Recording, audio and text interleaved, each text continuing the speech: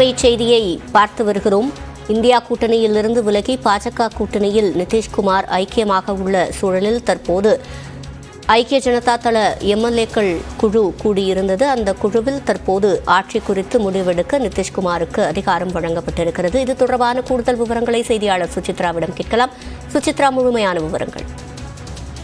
பாட்னாவில் நடைபெற்று வந்த ஐக்கிய ஜனதா தளத்தினுடைய சட்டமன்ற கூட்டமானது தற்பொழுது முடிவடைந்திருக்கிறது. மிக முக்கியமான முடிவுகளை கட்சியினுடைய சட்டமன்ற குழுவினர் தற்பொழுது எடுத்திருக்கிறார்கள். அதாவது குறிப்பாக பீகாரினுடைய அடுத்த கட்ட ஆட்சி அமைப்பு தொடர்பான அனைத்து முடிவுகளையும் முழுமையான முடிவுகளை எடுப்பதற்கு முதல்வர் நிதிஷ்குமாருக்கே முழு அதிகாரம் இருக்கிறது என்ற ஒரு தீர்மானத்தை தற்பொழுது ஐக்கிய ஜனதா தளத்தினுடைய கட்சியானது அதிகாரப்பூர்வமாக ஒரு தீர்மானமாக எடுத்திருக்கிறது.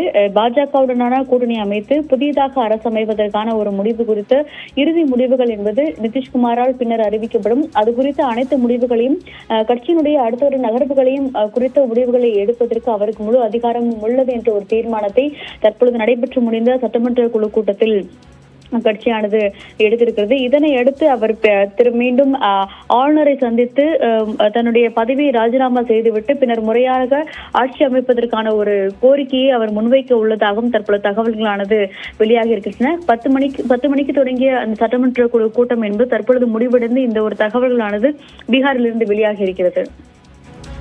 விவரங்களை வழங்கியமைக்கு நன்றி சுசித்ரா.